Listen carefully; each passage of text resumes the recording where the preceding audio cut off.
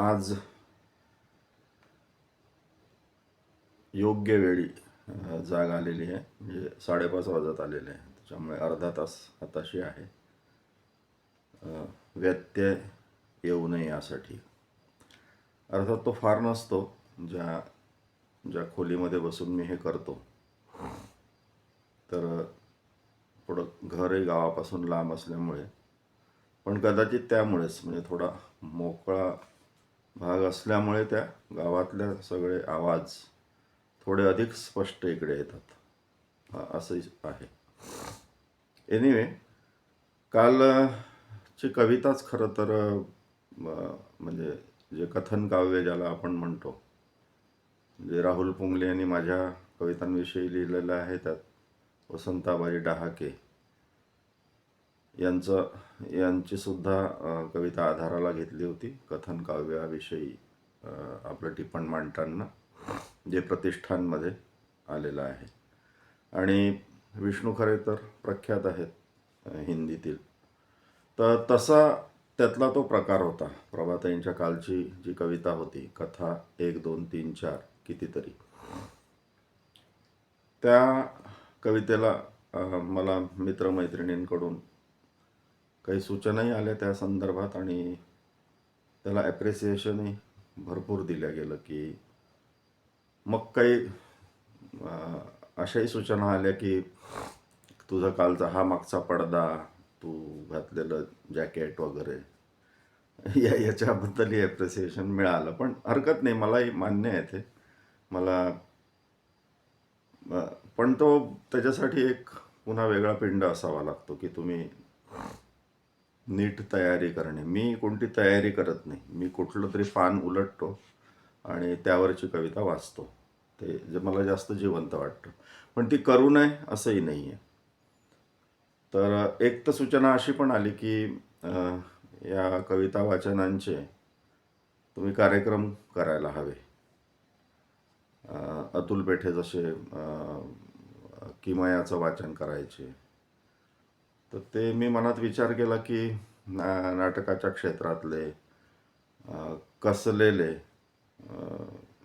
अभिनय आणि सगळ्याच अंगांनी आवाजाची फेक आणि असं कायच्या काही गोष्टी असतात. तर असं काहीतरी ते त्याचा रियाज वगैरे करून कितपत जमेल मला शंका आहे स्वतःबद्दलच. तरीसुद्धा प्रिया जामकरांना मी म्हणालो की, कारण आम्ही दोघांनी मागे एकदा विचार केला होता.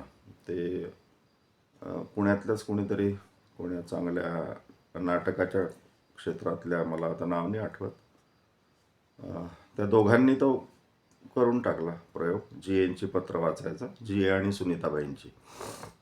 पण प्रिया जामकरांनी आणि मी असा विचार केला होता की आपण आपल्या एका मर्यादित गटासाठी, मित्रांसाठीच, मित्रमैत्रिणींसाठी आपण ती पत्र वाचायची का. 5-6 वर्षापूर्वीचा विचार, पण ते बारगळतच गेलं. पण कालच्या कवितेच्या वाचनानंतर आणि प्रियासोबत झालेल्या बोलण्यानंतर एक बीज पुन्हा असं पडलं आहे की शक्य झालं तर नागपूरला किंवा अमरावतीला एकदा डहाके सरांच्या आणि प्रभाताईंच्या संयुक्तपणे वाचन करायचं कवितांचं, मी आणि प्रियाने. तर आता बघू, आता त्याला कितपत म्हणजे काय त्याच्यातून फलित, काय निष्पन्न होतं बघू. आज आता हे याच्यामध्ये प्रस्तावनेमध्ये जे लिहिलेलं असते त्याच कविता पुढे मी वाचतो असं नाही. मी जे आधीच सांगितलं की मी पानं उलटवून समोर येतील त्या कविता वाचतो. परंतु प्रस्तावनेतला हा जो भाग आहे हा असा आहे: व्यामोह कविता संग्रहातील परकऱ्या पोरी, बाई, हळूहळू, उपाय, प्रिय आई या कवितातून स्त्री संवेदनेचे अनेक कंगोरे व्यक्त होतात. परकऱ्या पोरी या कवितेतून अवखळ निरागस पोरवयीन मुलींचा जीवन प्रवास, घुसमटलेल्या आणि निमूटपणे वास्तवाला सामोरे जाणाऱ्या स्त्रीत्वापर्यंत येतो. चांदण्यात एकमेकींना उखाणे घालत खिदळणाऱ्या परकऱ्या पोरी दुपारच्या काळोख्या कोपऱ्यात शरीराची गूढ रहस्य जाणून घेत कुजबुजतात. उन्हाच्या वेळी नेमकी सावली शोधून अंगणात पान फुंकणीचा खेळ खेळतात. मातीत उभ्या आडव्या रेषा ओढून घरे बांधतात. एका हाताने ओचा सांभाळीत, एक पाय उचलून लंगडी घालत ठिकरी उडवीत राहतात. जगण्याच्या कलात्मक सुंदरतेचे नकळत भान असलेल्या या निरागस मुली संध्याकाळी लाल पांढऱ्या गुलबक्षीच्या तिपेडी वेण्या गुंफतात. बोटाभोवती धागा गुंडाळून जाळीदार रुमालाची अगम्य वीण त्या एकमेकींकडून शिकून घेतात. पुढे या परकऱ्या पोरी वयात येतात. कातरवेळी उगीचच येणारे काळजातले कढ झाकून ठेवतात. हवेच्या झुळकीने फडफडणारी ज्योत सांभाळून नेत तुळशीपाशी दिवा ठेवतात. रात्री अंथरुणावर पडून आढ्याकडे बघत अर्थ लावू पाहतात. मनात ऐकू येणाऱ्या नव्या गाण्याचा. असा लिहिलेला आहे. ही आई कविता सापडली तर ती वाचतो मी, नाही तर मग दुसरी वाचेल, व्यामोहमधली. हा, व्यामोह कदाचित गोधडी.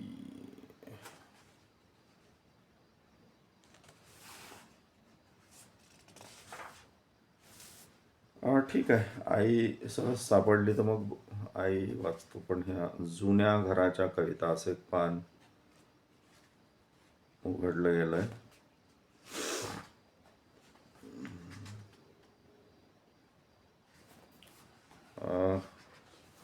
तिची अलीकडची अप्रकाशित दीर्घ कविता ही वाचतो.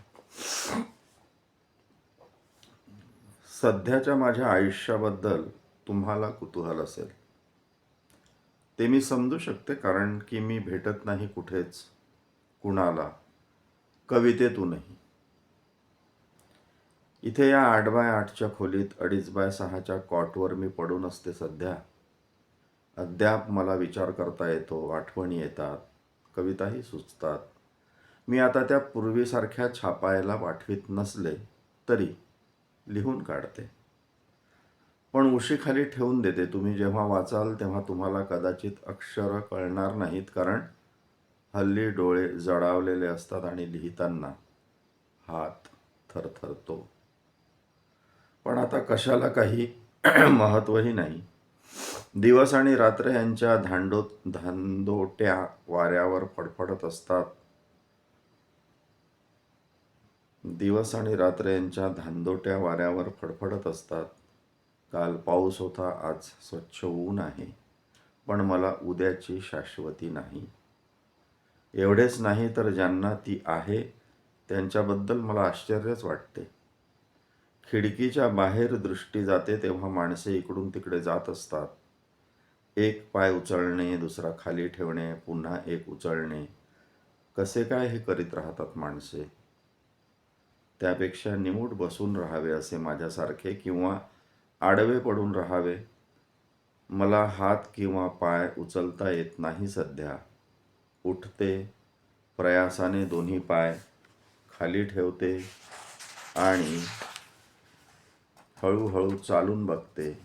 पण असे पाय घासत चालण्यापेक्षा लहानशा या खोलीत एके ठिकाणी स्वस्थ बसून किंवा पडून राहणे बरे वाटते. खिडकीबाहेरच्या हातपाय हलवणाऱ्यांकडे आश्चर्याने बघते मी मधून मधून. म्हणजे मी काही सुन्न किंवा बधीर नाही. आणि हेही लक्षात घ्या की मी आश्चर्याने बघते त्यांच्याकडे.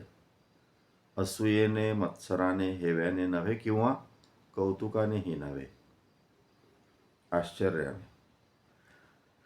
ती एक मुलगी आहे, उड्या मारते आहे.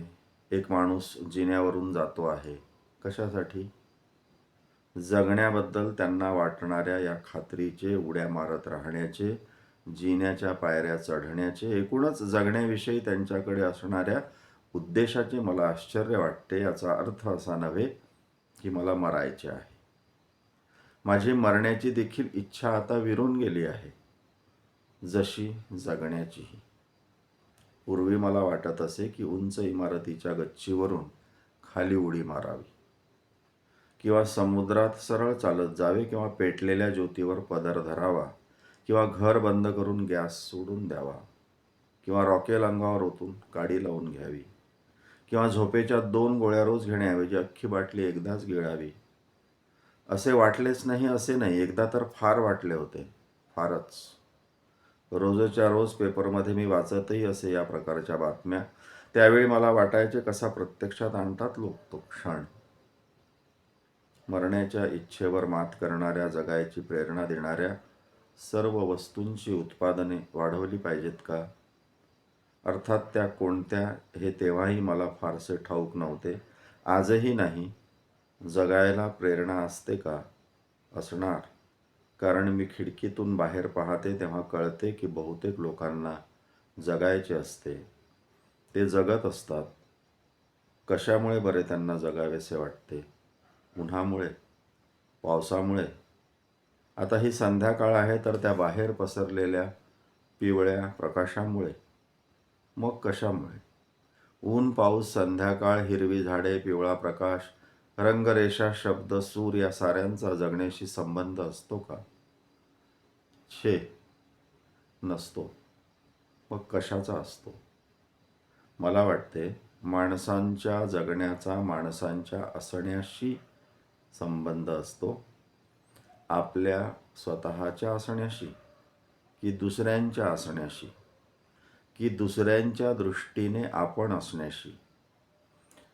आपण काय असतो दुसऱ्यांच्या दृष्टीने? मी आहे का दुसऱ्यांच्या दृष्टीने असलेली? माझ्या दृष्टीने दुसरे आज आता नाहीत. पूर्वी होते, मला मैत्रिणी होत्या, मित्रही होते. माझे पुस्तकांचे, सिनेमांचे, रात्रीच्या शाळेत शिकविण्याचे एक जग होते, एक जगणे होते. हळूहळू वाऱ्याने एक एक पणती विझून जावी, तेलवात असूनही. उजळण्याची क्षमता आणि इच्छा असूनही तसे एक एक जग नाहीसे होत गेले. माझ्यापुरते, माझ्याशिवाय उरले. मला धूसर आठवते आहेत ते पूर्वी पाहिलेल्या चित्रपटातली दृश्य मधूनच डोळ्यांपुढे येत राहावीत तशा संदर्भ हरवलेल्या आठवणी. जशी मी एकदा रस्त्यावर वाट पाहत उभी होते. कुणाची? का? कशासाठी? आमचे भेटायचे ठरले होते का? भेट झाली का? मला वाटते भेट झाली असावी. मला वाटते भेट झाली नसावी. त्याबद्दल मला काही वाटले होते का? वाटले असणार. आज आठवत नाही आणि आज त्या क्षणाला काही अर्थही उरलेला नाही. त्या क्षणीच तो क्षण एखाद्या काचेच्या भांड्यासारखा फुटून तुकड्या तुकड्यात विखुरला असावा. पूर्वीच्या जगाविषयी आणि जगण्याविषयी विचार करण्यात तसा अर्थ नसतोही, आणि आजच्या जगाविषयी विचार करण्यात तर अजिबातच नसतो. भोवती जग आहे आणि जगणेही, पण माझा त्याच्याशी काही संबंध नाही, आणि संबंध नसल्याने काही बिघडतही नाही.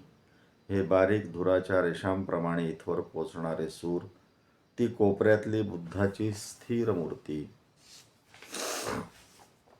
कालच्या की आजच्या वर्तमानपत्रांचा तो गठ्ठा, कपाटात हतबुद्ध बसून राहिलेले ते ग्रंथ, यांचा माझ्याशी काय संबंध आहे? माझ्या असण्याशी, जगण्याशी? ते नसले तरी मी जगेनच ना. माझे म्हणणे पुरेसे कळते आहे का? मला म्हणायचे आहे की माझ्या जगण्याचा आणि मरण्याचा किंवा न जगण्याचा कुणाशी काही संबंध आहे का? कुणाला त्याने काही फरक पडतो का? पडत नाही. याने मला फरक पडत नाही. माझे असणे नसणे माझ्यापुरते. माझ्याशीच फक्त त्याचा संबंध.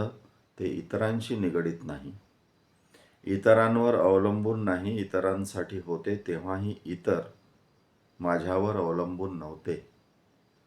आणि हे इतर म्हणजे कोण? इतर म्हणजे इतर. आज इतर माझ्यासाठी अस्तित्वातही नाहीत. मी अस्तित्वात आहे पण मीही माझ्यासाठी नाही. मला काहीही नको आहे, मला कशाचीही कुणाचीही अपेक्षा नाही.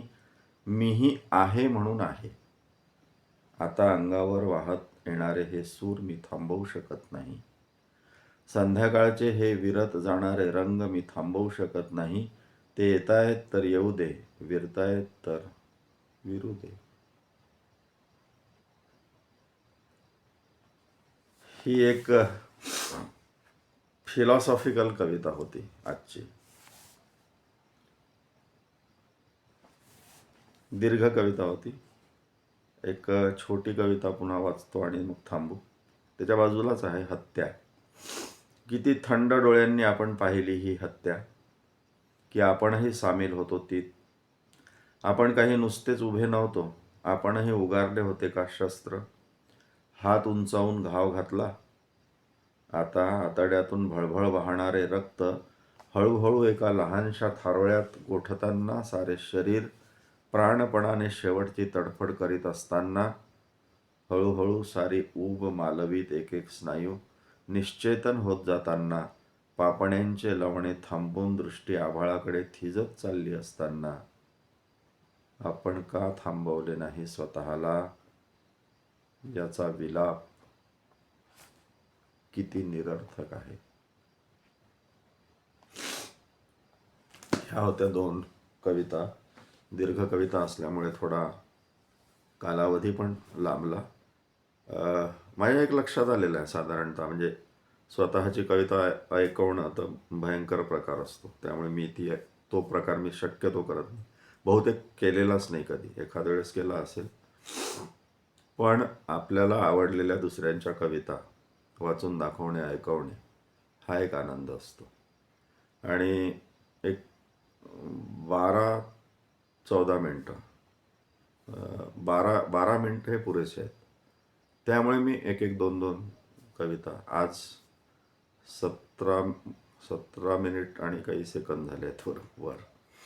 तर एनिवे कविता दीर्घ होती आणि प्रस्तावनेतली काही ओळी मी वाचल्या.